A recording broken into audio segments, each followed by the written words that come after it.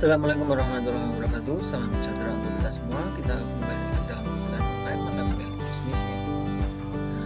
Untuk pertemuan kali ini adalah pertemuan ke-10 ya. Kita akan membahas mengenai bisnis e-commerce ya,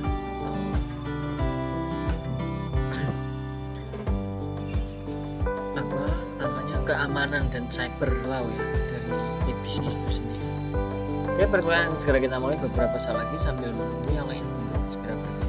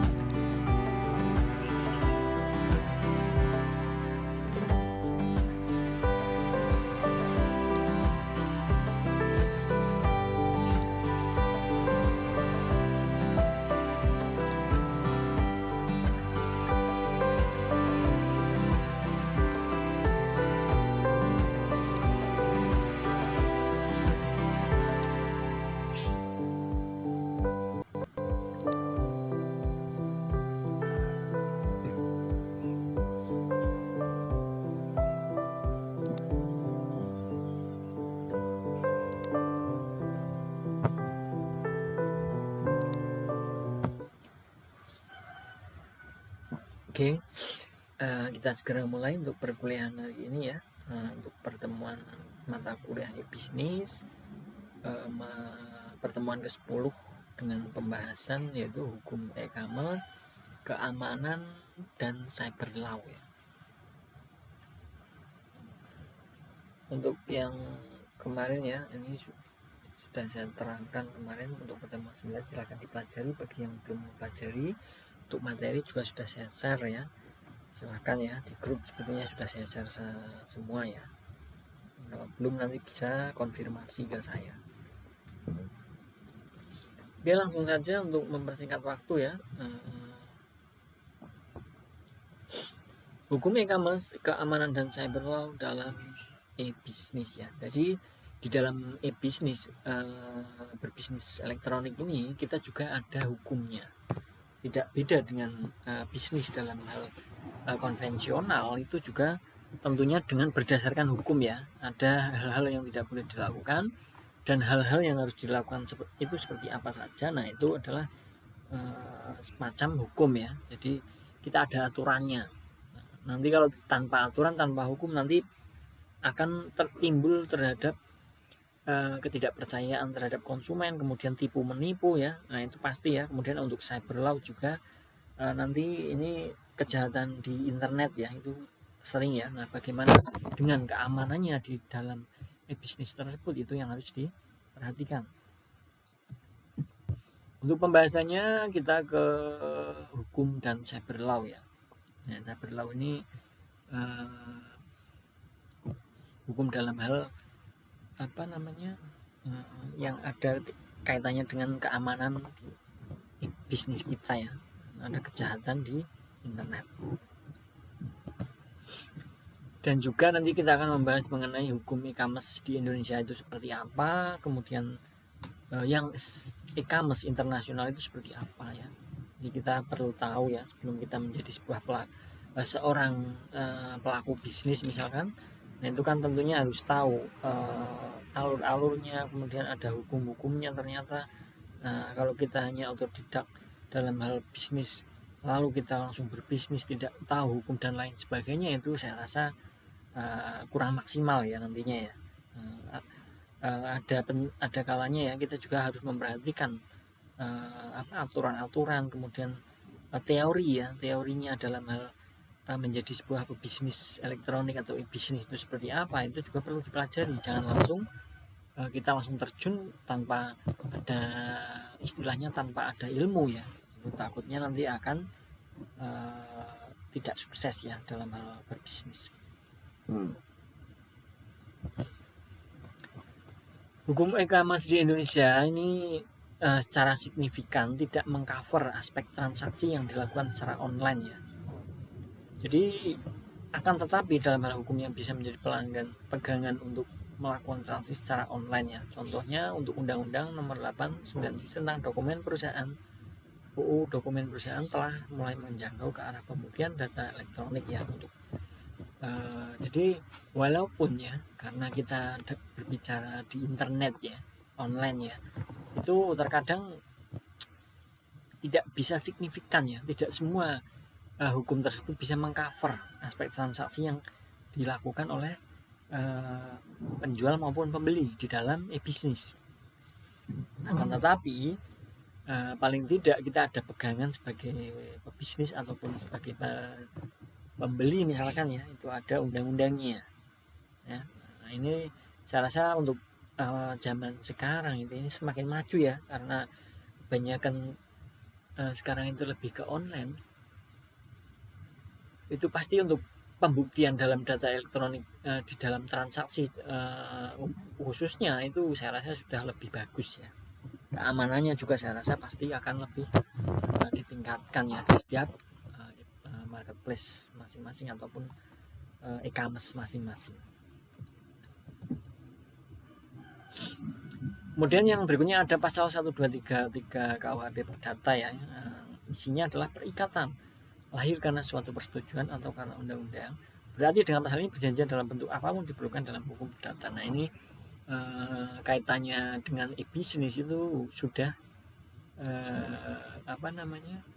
diperbolehkan ya, jual beli dalam hal walaupun tidak secara langsung kita secara online, itu sudah ada pasalnya ya dalam hal perdata, hukum perdata. Nah, hukum perjanjian Indonesia menganut asas kebebasan berkontrak berdasarkan pasal 1338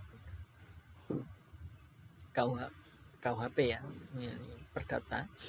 Nah, asas ini memberi kebebasan kepada para pihak yang sepakat untuk membentuk suatu perjanjian untuk menentukan sendiri bentuk serta isi suatu perjanjian. Nah, dengan demikian para pihak yang membuat perjanjian dapat mengatur sendiri hubungan hukum di antara mereka. Nah, setidaknya kalau kita menjadi pelaku bisnis maupun ibaratnya mau menjadi penjual maupun pembeli, itu kalau sudah paham ya, terutama bagi penjual itu harus tahu ya, karena ada hukum-hukumnya.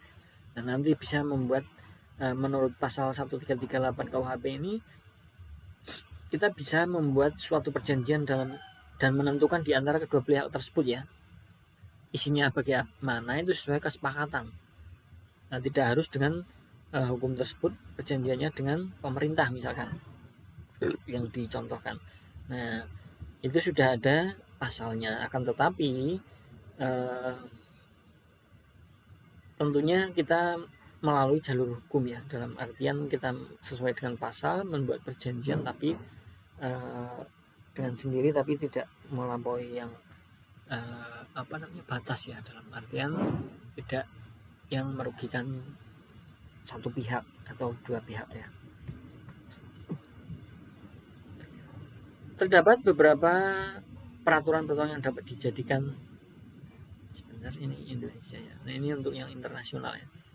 Terdapat beberapa peraturan-peraturan yang dapat dijadikan pedoman dan pembuatan peraturan e-commerce. Yang pertama adalah UNCITRAL Model Law on Electronic Commerce. Nah, peraturan ini dibuat oleh Perserikatan Bangsa-Bangsa atau PBB atau United Nations ya, Peraturan ini dapat digunakan oleh bangsa-bangsa dunia baik yang menganut sistem kontinental maupun sistem hukum Anglo-Saxon. Jadi kalau pangsa pasar kita dalam berbisnis online itu sudah mencakup ke internasional, kita ada pedoman ya, ada pegangan. ada yang pertama ini adalah UNCITRAL, The Law on Electronic Commerce. Jadi digunakan berdasarkan yang dibuat oleh PBB ya, yang menganut sistem kontinental maupun sistem hukum ahon sama saja, bisa ya, bisa dijadikan sebuah pedoman ataupun sebuah pegangan. Yang berikutnya ada Singapore Electronic Transaction Act atau ETA. Mungkin yang sering berbelanja online internasional ya tahu ya, terkadang ada ETA ya. Nah, terdapat 5 hal yang perlu digarisbawahi, yaitu tidak ada perbedaan antara data elektronik dengan dokumen tertulis. Jadi sama ya intinya ya, untuk data dokumennya itu sama, yang berbentuk elektronik maupun yang tertulis ya, yang sudah terprint misalkan, itu sama. Suatu data elektronik dapat menggantikan suatu dokumen tertulis. Ini berdasarkan untuk aturan atau pedoman daripada yang dari Singapura ini. Jadi walaupun misalkan dokumen tertulis kita fisiknya itu sudah hilang, dan untuk pembuktian misalkan ya itu tidak harus menggunakan fisik tersebut, tapi ada data yang elektronik. Nah itu bisa dijadikan. Nah, itu menurut ETA ya. Kemudian yang ketiga, penjual atau pembeli atau pihak-pihak bisnis dapat melakukan kontrak secara elektronik. Nah seperti yang tadi saya katakan ya, jadi ada kedua belah pihak itu membuat sebuah perjanjian ya, yang tentunya dengan dua pihak tersebut adalah mendapatkan kesepakatan bersama. Nah itu boleh ya, karena tadi ada pasal berapa itu, 1338 KUHP ya. Yang keempat, suatu data elektronik dapat menjadi alat bukti di pengadilan. Ini seperti poin kedua tadi ya.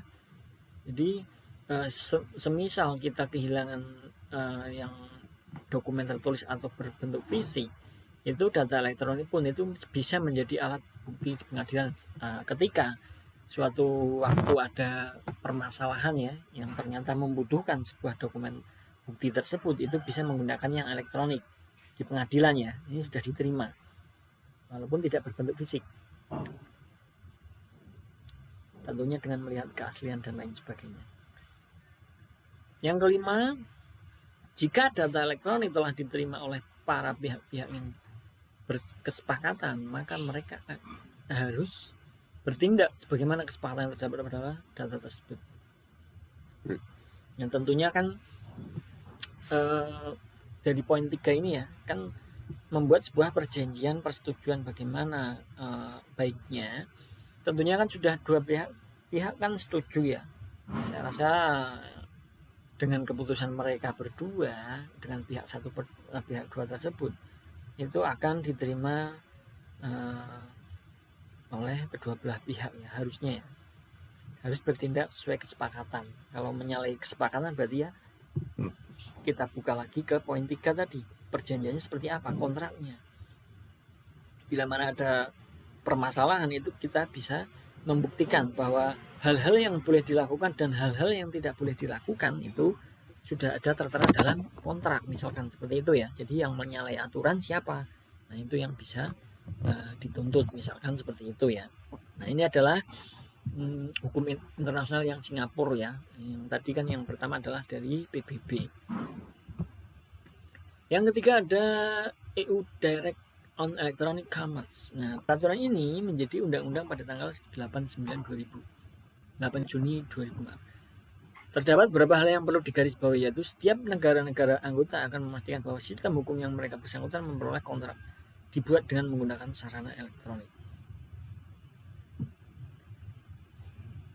Jadi dari EUD ini ya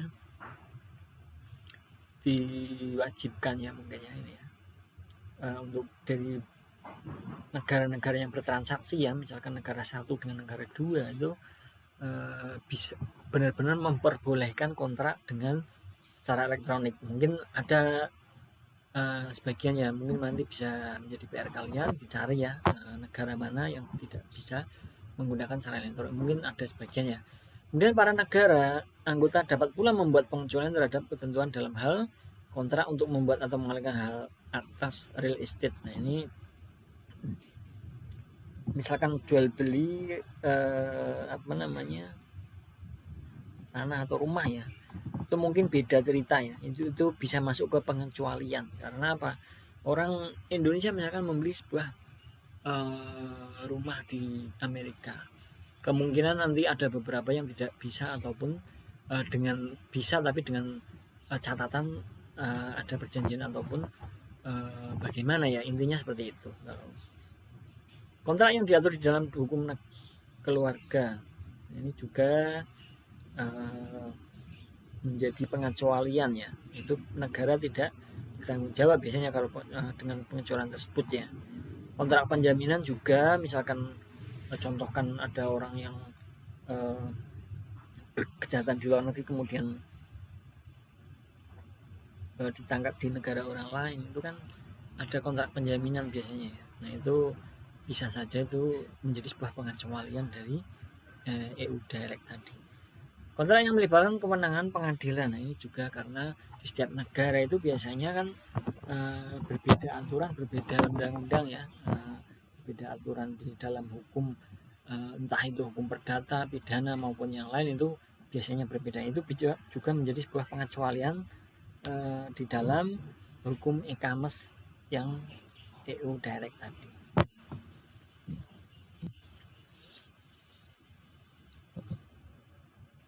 Oke, itu adalah hukum dari e-commerce ya tadi ya. Indonesia juga sudah ada, kemudian internasional juga ada beberapa contohkan. Mungkin boleh kalian ditambahkan, misalkan ada hal yang kalian temukan baru ya. Saya hanya menanyakan beberapa poin saja. Kita masuk ke cyber law. Cyber law ini adalah aspek hukum yang istilahnya berasal dari cyberspace law, yang ruang lingkupnya meliputi setiap aspek yang berhubungan dengan orang, perorangan atau subjek umum yang menggunakan memanfaatkan teknologi internet yang dimulai pada saat mulai online dan memasuki dunia cyber atau maya. Jadi pada saat kalian searching ya, misalkan mau searching apalah marketplace ataupun e-commerce yang membeli jual beli online dan lain sebagainya, itu kalian sudah masuk ke cyber law, lingkungan yang berhubungan dengan teknologi internet ya. Pada saat kalian mulai online memasuki dunia cyber atau maya, itu cyber law ya. Jadi ada aspek hukumnya nanti. Nah, aspek hukum tersebut adalah ruang lingkupnya adalah bisa perorangan, bisa subjek hukum yang menggunakan teknologi, intinya lebih ke teknologi ya. Nah, nanti ada jenis kejahatan cyber seperti apa, kemudian aspek hukum terhadap kejahatan cyber itu apa saja. Kita lihat jenis kejahatan cyber dulu. Yang pertama ada joy computing. Ini adalah pemakaian komputer online tanpa izin. Hal ini termasuk pencurian waktu operasi komputer. Nah, ini termasuk kejahatan cyber juga ya, karena orang yang menggunakan komputer orang lain tanpa izin itu termasuk kejahatan ya pastinya ya. Ini masuk ke joy computing. Entah itu secara langsung di tempat atau dengan cara ngehack dari luar ruangan, itu masuk ke joy computing. Sama ya dengan kalau untuk hacking ini adalah mengakses secara tidak sah atau tanpa izin dengan alat suatu terminal. Jadi dia tidak langsung ke komputer ya, kalau mungkin yang tadi secara komputer, maaf ya. Kemudian untuk hacking ini bisa menggunakan suatu alat, suatu terminal, bagaimana cara untuk mengakses data orang lain yang sering dikenal dengan hacker ya. Ini saya rasa paham. Kemudian the Trojan horse ini juga sering muncul ya bagi kalian yang sering di dunia maya. Itu terkadang komputer kita itu ada virus Trojan horse, itu dulu sering ya. Nggak tahu kalian untuk sekarang pernah enggak ini, karena sekarang jarang ya kalau untuk ini. Trojan horse ini ada manipulasi data atau program dengan cara mengubah data atau intrusi pada sebuah program, menghapus, menambah, menjadikan tidak terjangkau dengan tujuan untuk kepentingan pribadi atau orang lain. Nah, ini bentuknya itu dia modelnya ya, bisa menghapus, menambah, mengubah ya. Jadi mengecoh intinya di dalam data orang lain. Nah, kita tanpa sadar mungkin ya, loh kok berbeda misalnya. Nah itu kemungkinan ada Trojan horse-nya ya, kejahatan cyber melalui Trojan horse. Sering ya dulu saya zaman awal, mungkin kalau untuk sekarang keamanannya lebih bagus sih kalau untuk Trojan horse jarang ya. Tapi tidak menutup kemungkinan terkadang karena untuk zaman semakin canggih itu virus juga semakin canggih ya. Terkadang kita tidak sadar, tidak terdetek, tapi kita sudah kena Trojan horse. Nah itu yang bahayanya seperti itu. Kemudian yang berikutnya ada data leakage. Nah ini menyangkut bocornya data keluar, terutama mengenai data yang harus dirahasiakan. Misalkan ada sebuah perusahaan datanya tercuri kemudian bocor ya,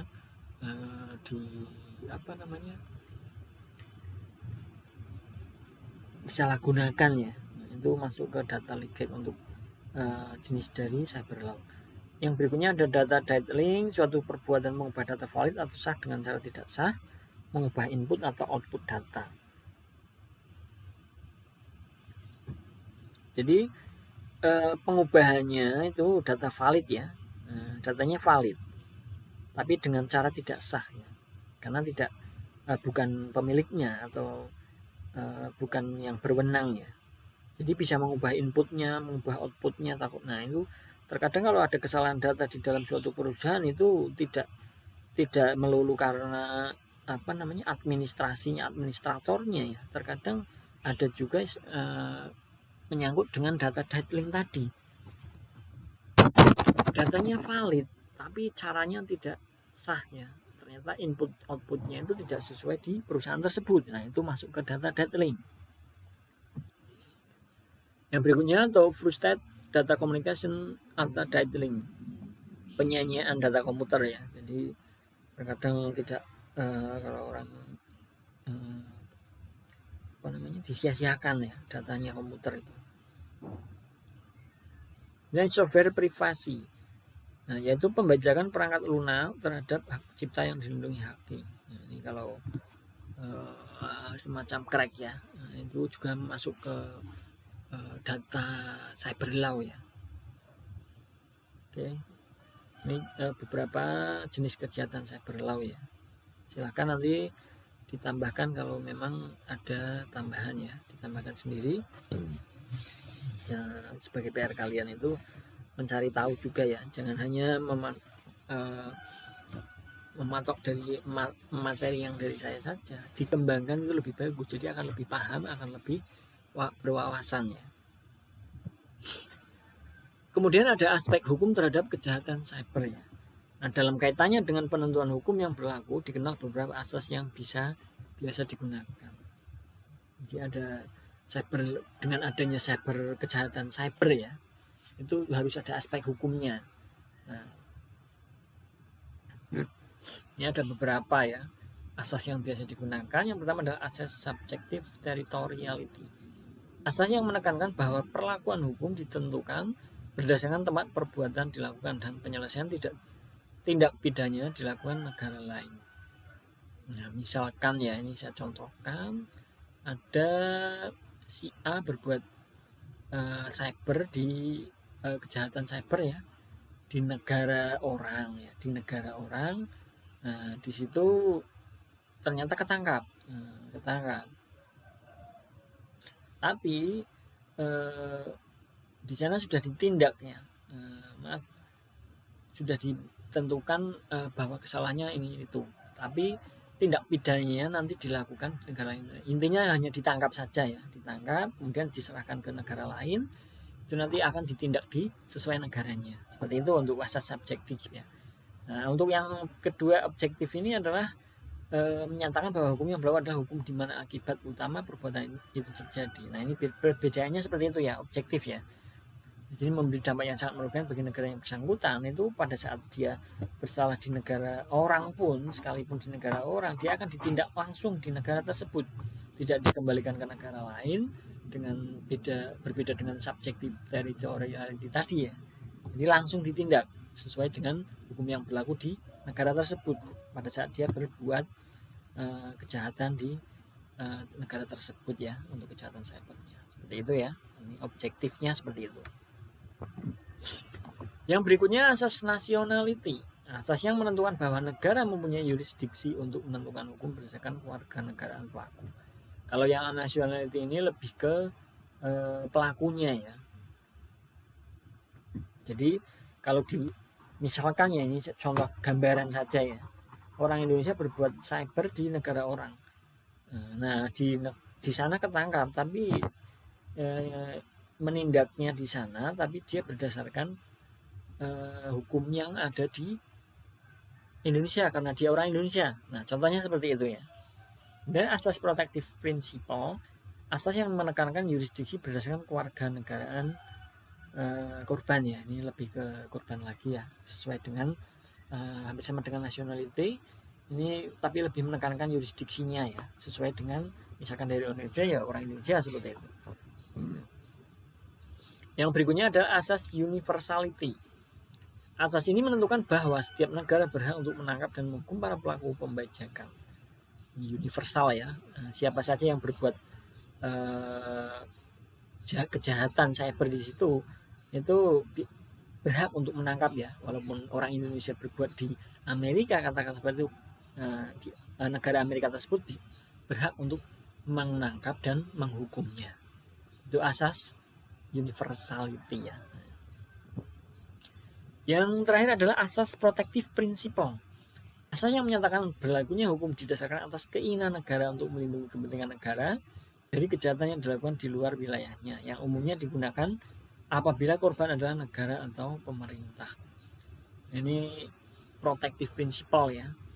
Ini jadi sesuai negara, biasanya korbannya negara ya, misalkan dirugikan dengan negara lain, kepentingan negara ya, sesuai kejahatannya itu dilakukan di luar wilayahnya, dan yang umumnya digunakan apabila korban adalah negara ya. Ini lebih ke apa namanya, bukan dari personal ya, tapi dia lebih misalkan negara dengan negara itu ada suatu konflik ataupun suatu masalah, itu nanti masuknya dengan misalkan itu adalah hukum di cyber law ya, atau hukum di dunia maya, itu masuk menggunakan asas protective principle. Itu adalah beberapa asas ya yang biasa digunakan untuk cyber law. Oke, seperti itu ya untuk hari ini ya. Sudah saya jelaskan detail ya. Ini dari yang tadi ada hukum e-commerce, itu ada di nasional dan internasional, kemudian cyber law, hukum Indonesia dan lain sebagainya, itu sudah saya terangkan ya. Nanti misalkan ada suatu hal yang mau ditanyakan, silahkan ya di kolom komentar maupun di chat ya, di grup maksudnya. Oke, seperti itu yang bisa saya sampaikan untuk pertemuan 10 kali ini, mata kuliah e-bisnis ya, yang dengan pembahasan hukum e-commerce, keamanan dan cyber law. Semoga yang sedikit saya sampaikan ini bisa menjadi tambahan wawasan ya untuk kita mengenai hukum ya, hukum di dalam e-commerce, kemudian keamanan dan cyber law-nya itu seperti apa. Itu bisa menjadi gambaran ya, misalkan kalian menjadi seorang pebisnis maupun baik pebisnis maupun pembeli ya, itu setidaknya kalian sudah mengetahui di sana ternyata ada hukum dan keamanannya, termasuk di internasional pun. Oke, seperti itu yang bisa saya sampaikan. Terima kasih. Saya akhiri. Wassalamualaikum warahmatullahi wabarakatuh. Salam sejahtera untuk kita semua. Selamat beraktivitas kembali. Terima kasih.